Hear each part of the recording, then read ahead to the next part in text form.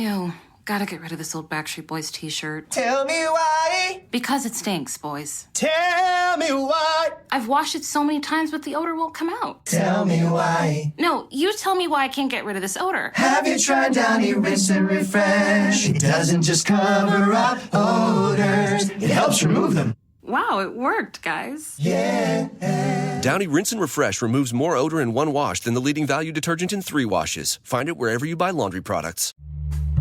Este é o Poder Público, a semana em debate pela secção de política do Público.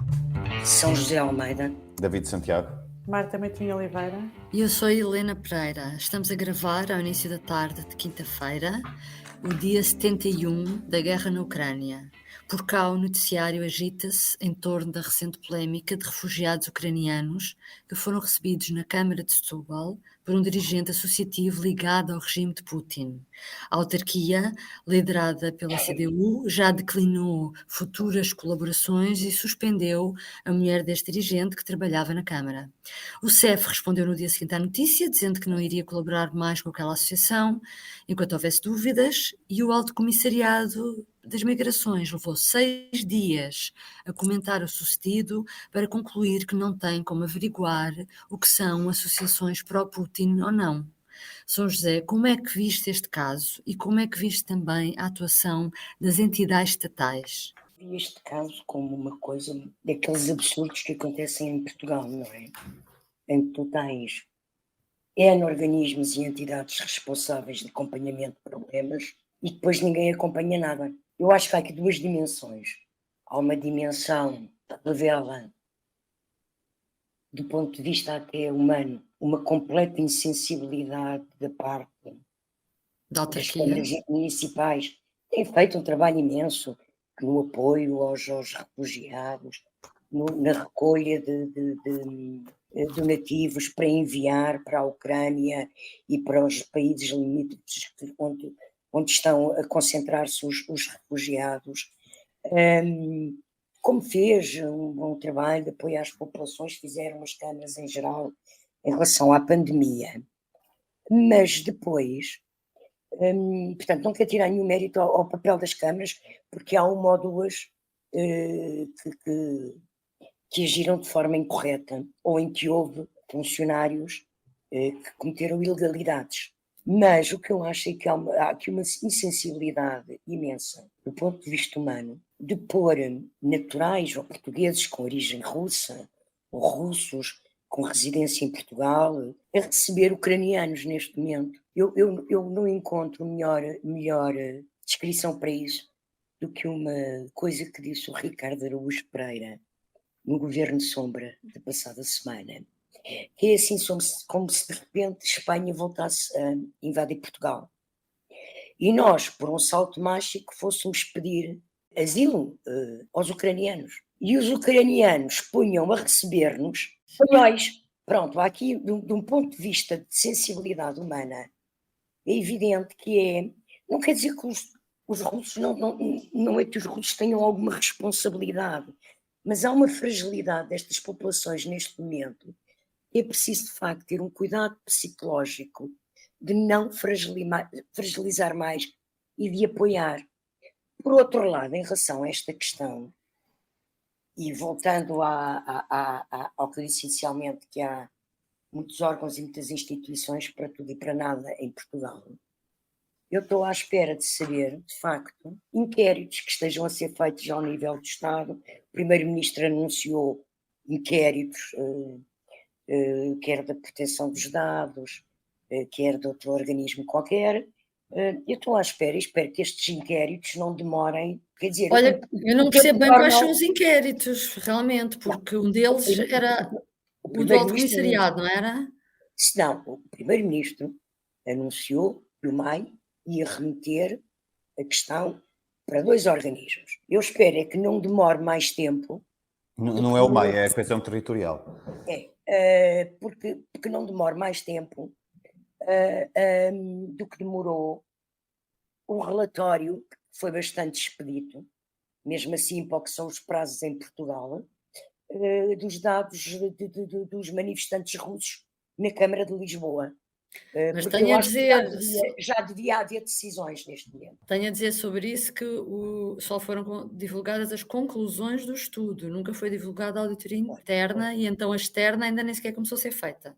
Sim, mas Portanto, também, de qualquer maneira, um inquérito deste género, pelo lado da sensibilidade humana, não há ilegalidade nenhuma. É uma questão que ou se tem ou não se tem.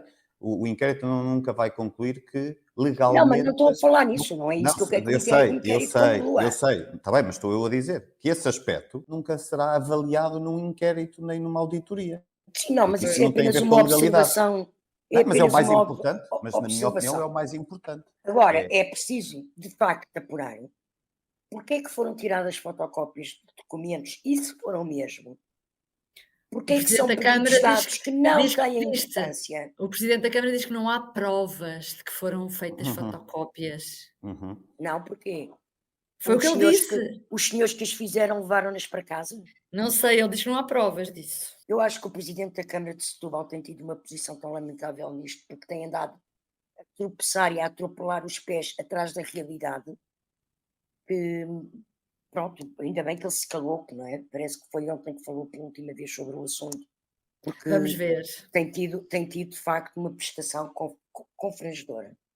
Uhum.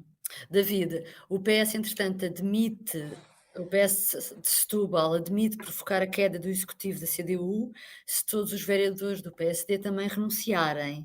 Achas que pode haver aqui uma crise? Sinceramente, fico com dúvidas que haja uma real ou uma vontade efetiva de avançar nesse sentido. Eu acho que isto é quase uma espécie de jogo do gato e do rato. Eu aqui queria só recuar um bocadinho e fazer aqui um bocadinho a cronologia da história, porque primeiro há um vereador do PS na Câmara de Setúbal que acusa o presidente da autarquia, o André Martins, que a São José agora falou e que, de facto, tem sido... Parece que também está na guerra, não é? Mas contra ele próprio, que é só tiros nos pés, atrás tiros nos pés. Mas pronto. E ele acusou o André Martins de ter conhecimento das ligações do tal Igor Kachin, que foi uma das pessoas que o Executivo Camarário apontou como responsável por parte da Câmara para acolher os refugiados ucranianos. Ora, já depois desta acusação, vem o PSD de Setúbal a apelar à admissão dos eleitos da CDU e a propor em alternativa, ou seja, não havendo esta admissão, a propor em alternativa ou desafiar o PS local em conjunto com os sociais-democratas, a abandonarem os respectivos lugares para derrubar o Executivo.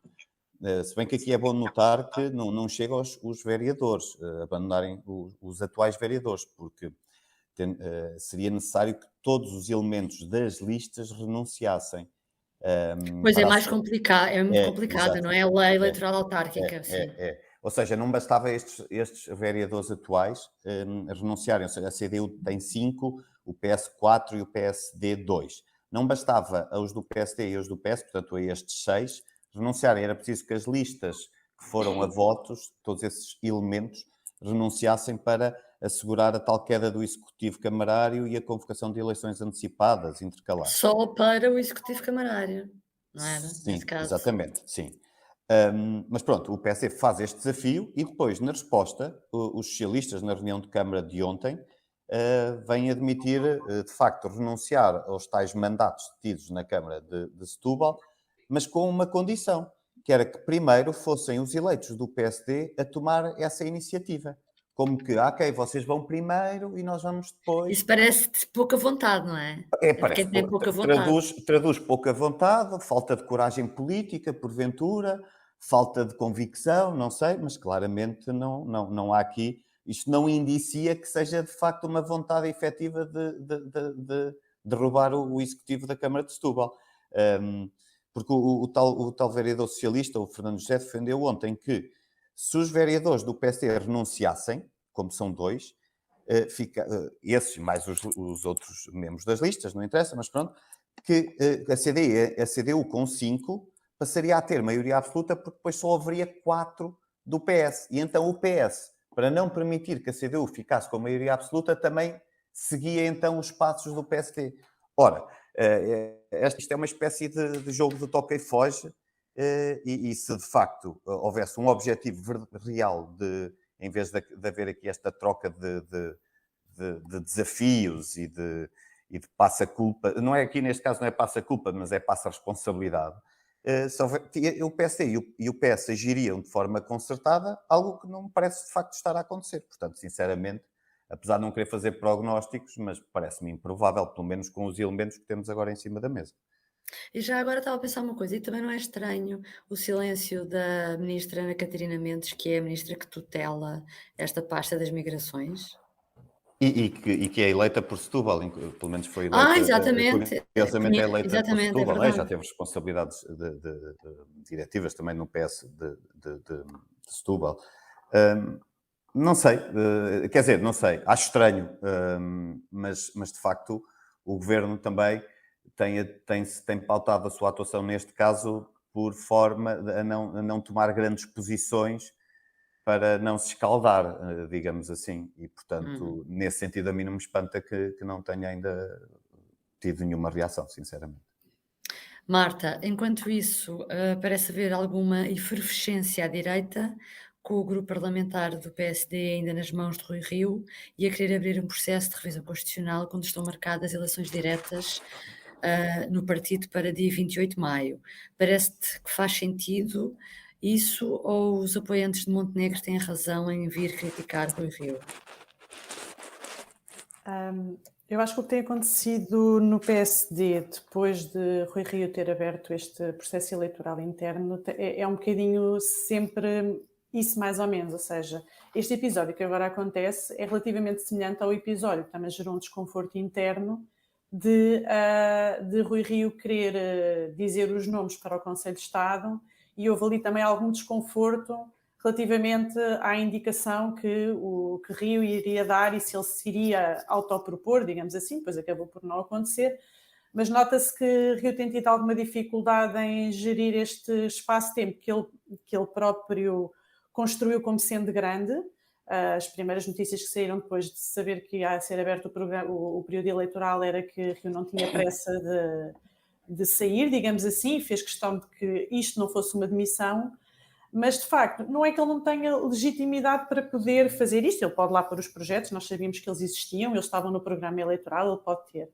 A questão é que, de facto, isto é sempre uma matéria um bocado sensível, tanto é que ele acaba ontem por sair da reunião com o grupo parlamentar do PSD e dizer que não quer alimentar a polémica e a deixar espaço para que os candidatos à liderança possam ter uma palavra a dizer. Portanto, na verdade, ele abre um problema, tenta fechar o problema, não vai ficar bem porque vai ficar com a fama de ter aberto o problema e ter contribuído para ele, mas também não vai, e acaba a fechá-lo de forma a dar espaço aos candidatos para se pronunciarem. Que se calhar era o que devia ter feito desde o início. Pois, portanto, parece que não, a sensação com que eu fiquei é que ele não terá percebido ou não terá medido bem o alcance da consequência que isto poderá. Eu acho que não terá uma grande consequência para o partido em si, porque acho que o partido está num estado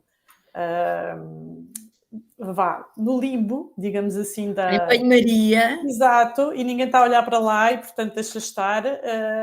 Mas para Rui Rio, para a imagem dele, não lhe fica muito bem se sair assim, acabar uma carreira que ele tem longa e com vitórias e com conquistas, e acabar a sua carreira política assim não me parece que seja a melhor forma. Podia ter feito isto de uma forma mais elegante, digamos assim. Isso leva-me aqui à próxima. Diz, José. Posso fazer uma pequena provocação? Claro. Sob a forma de uma pergunta. Será que Rui Rio já percebeu mesmo que vai ser substituído e que já não é líder do PSD e que há diretas no fim do mês? Achas que ele está completamente numa realidade paralela? Eu acho absolutamente bizarro que um líder que está a cessar funções anuncie uma revisão constitucional, que é uma coisa que leva meses, se não anos. Acho completamente, acho que é o cúmulo do absurdo. Eu já agora só complementar. É assim uma espécie de cereja no topo do bolo dos disparates que o Rui Rio tem feito. Mas eu acho que é condizente com o perfil dele, ou seja, o Rui Rio estava habituado a vitórias, como ele foi dizendo e nos últimos anos. Mas a verdade é que, em termos eleitorais, sobretudo, tem somado derrotas atrás de derrotas, e em termos de estratégia política também tem somado derrotas atrás de derrotas. E eu acho que esta foi uma última tentativa de deixar uma marca qualquer que fosse. obviamente comete um erro, mas Mas foi... depois ele Mas, ó, próprio David, diz que quem vier a seguir desculpa. pode fazer o que É, quiser e pode Desculpa, acabar com ó isto. David, eu não Ele faz o conhecia erro, mas também não sequer- remenda bem. Não, desculpa, eu não conhecia sequer as regras parlamentares. Tu estás em processo orçamental. Sim, sim. Até ao fim Isso do mês o não se PSD vai tinha discutir nada. condições, Sim. o PSD tinha condições de entregar um projeto de revisão constitucional.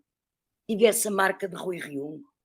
Epá, é tudo um disparate, percebes? É um disparate.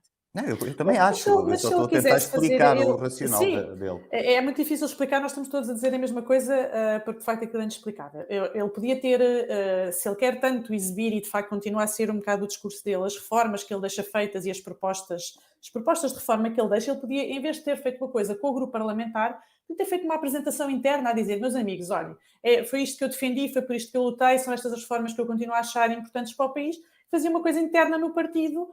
E até dizia, está aqui um dossiê, quem vier a seguir pode usar, faça o que quiser, avalia, vê se concorda, se não concorda. E não tinha este problema de passar isto para o grupo parlamentar, que tem todas estas limitações agora de processo legislativo, e dá a isto um compromisso completamente condicionante para o próximo líder, que agora ele tenta corrigir de alguma forma, não é? Com o PSD neste estado, São José, quem é que achas que lidera nesta altura a oposição? Eu creio que quem lidera a oposição neste momento em Portugal continua a ser Marcelo Rebelo de Sousa. Acho que a resposta é simples, é curta e é esta. E acho que o Presidente da República está muito empenhado em liderar a oposição. O que é que ele tem feito? Estás-te a referir aqui? Provavelmente, muito empenhado, provavelmente, por perceber que à esquerda do PS está tudo também sem nenhuma orientação, levaram todos uma tal bufetada na cara, quer o PC, quer o Bloco, com o resultado eleitoral, que ainda estão a perceber em que universo é que pararam, não é?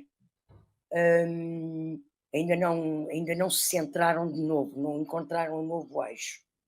À direita temos o Chega, no Parlamento, é a Iniciativa Liberal e um PSD também que ainda não sabe que sapatos é que vai vestir, que pronto, está em processo de decisão interna, que eu volto a dizer, acho inacreditável, porque já disse isto várias vezes, já escrevi, é inacreditável, porque é que Rio marcou as eleições internas só para o fim de maio e o Congresso só para o início de julho.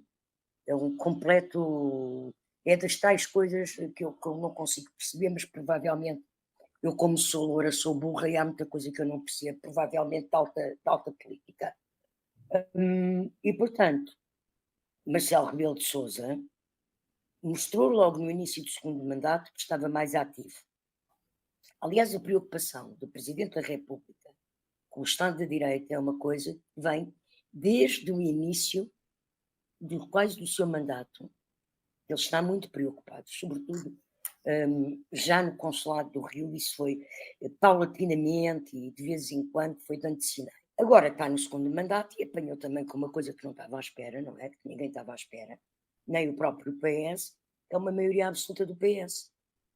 E, portanto, tem feito intervenções que mostram, de facto, que está ele a querer liderar a oposição, está ele a querer ser o interlocutor do governo.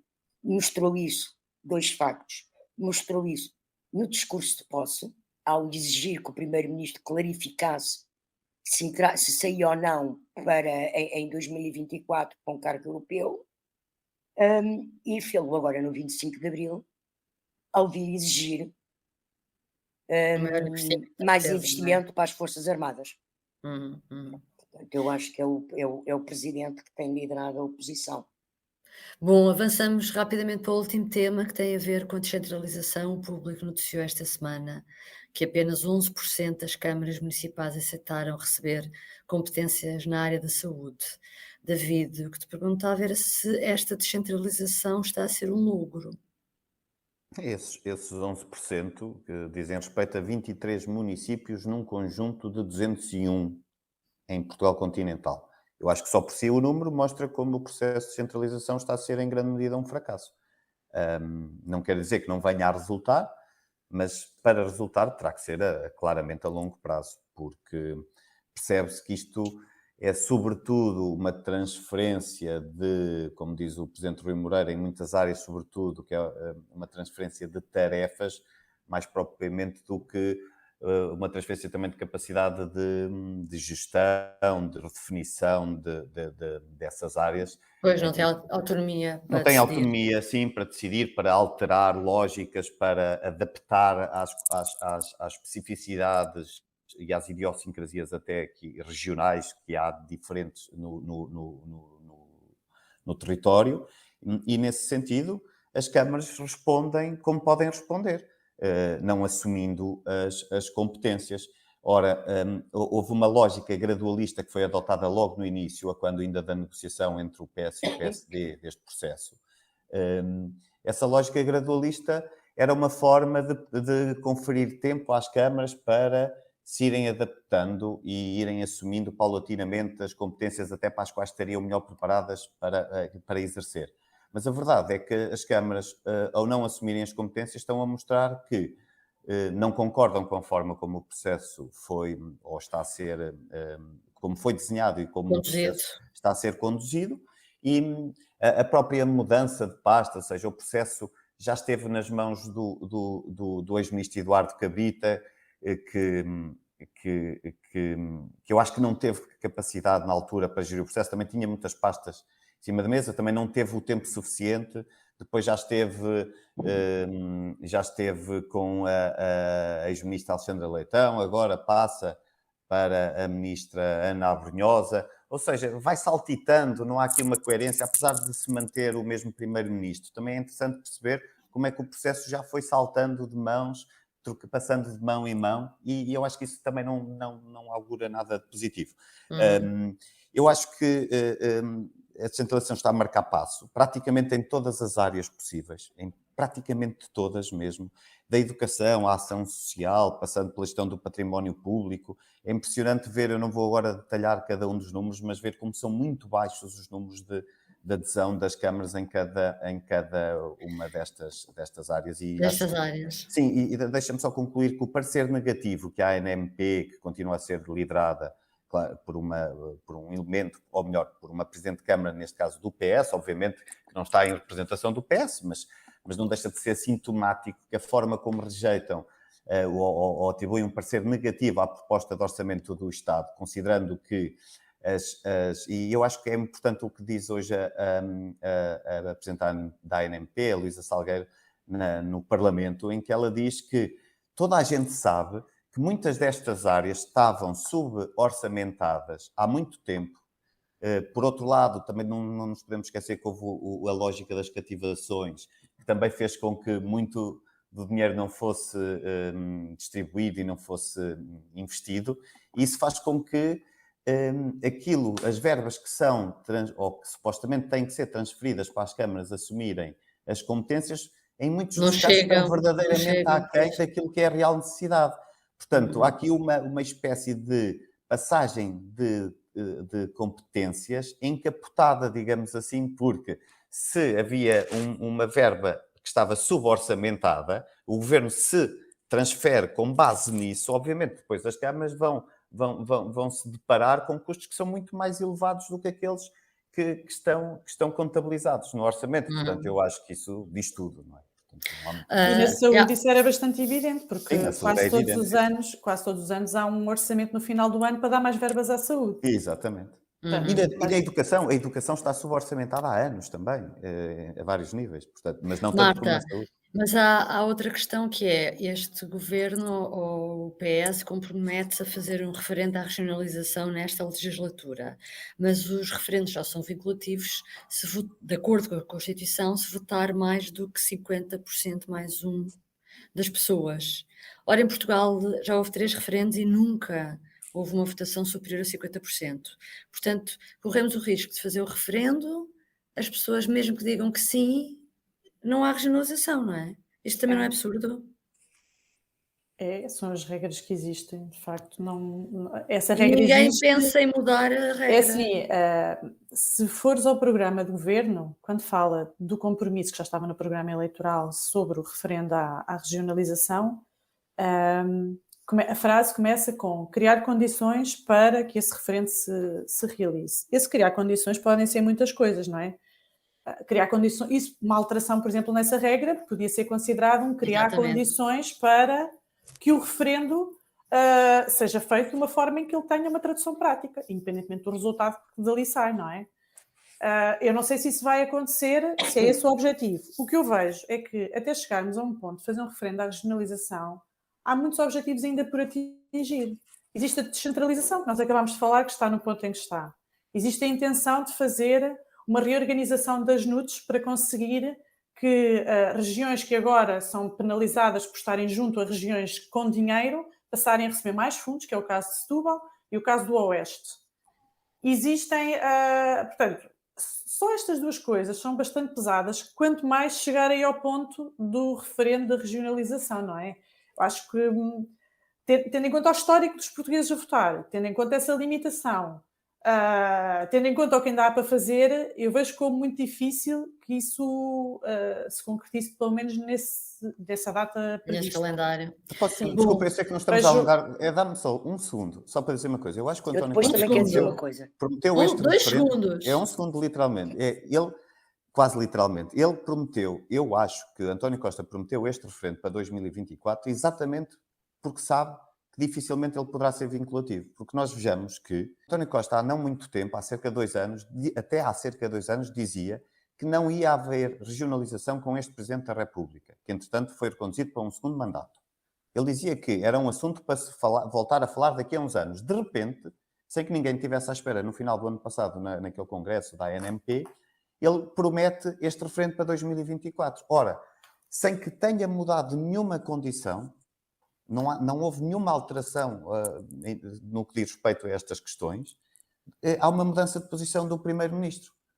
Portanto, eu acho, sinceramente, que ele sabe que isto não vai ter pernas para andar. Sinceramente, é a opinião que eu tenho. Mas é uma forma também de contentar os autarcas e a ANP. Ok, fazemos o referendo e depois faz-se o referendo. Ele não é vinculativo, temos o Presidente da República que é contra. Continua tudo como antes. E tu, São José, o que é que gostarias de acrescentar? Eu acho muito difícil que a regra dos 50% mais um possa cair. Eu acompanhei a revisão constitucional de 97 e aquilo foi ali metido, foi uma vitória de Marcelo Rebelo de Sousa, aprovar o referendo, obrigar ao referendo à regionalização, e é por uma questão de legitimidade. Um referendo tem que ser de facto a expressão da vontade popular, porque senão vamos fazer um referendo à regionalização em que votam só 30% das pessoas e faz-se uma alteração estrutural no país. Então cá para mim vai-se gastar dinheiro a organizar um processo eleitoral para nada, mas pronto. Em inglês ver. Vai ser. Olha, vamos passar à frente então, rapidamente, público e notório. São José, começas tu. Olha, o meu público e notório é uma notícia que vem hoje no público que eu fiz. O PS decidiu expulsar um senhor chamado Maximiano Serra. Para quem não sabe quem Maximiano Serra é, eu lembro ou contextualizo que ele é irmão de Manuel Serra. Para quem não sabe quem Manuel Serra é, porque parece que no PS há muita gente que não sabe estas coisas. Portanto, eu lembro ao PS que Manuel Serra é e Maximiano Serra são dois combatentes antifascistas que deram o couro e passaram as passas do Algarve para derrubar o salazarismo. Manuel Serra foi o líder civil da Revolta da Sé, foi o líder civil do golpe de Beja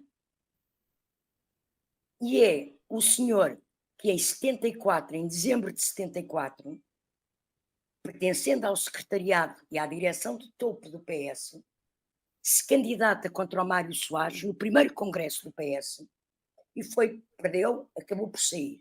O irmão Maximiano Serra, que teve em todos estes processos, tem uma vida completamente de aventura política, de ativismo político, a sério, e o PS, perante uma figura com a dimensão e a importância de Maximiano Serra, decide expulsá-lo porque ele foi o último candidato suplente, que é aquele lugar de honra de alguém que preza e quer dar apoio porque tem prestígio e tem história. Nem sequer é um lugar elegível, pois. Epá, não é, quer dizer, só se morressem todos, é o último suplente, não é? Quer Claro, dizer, ou claro, claro, claro. se desistissem todos.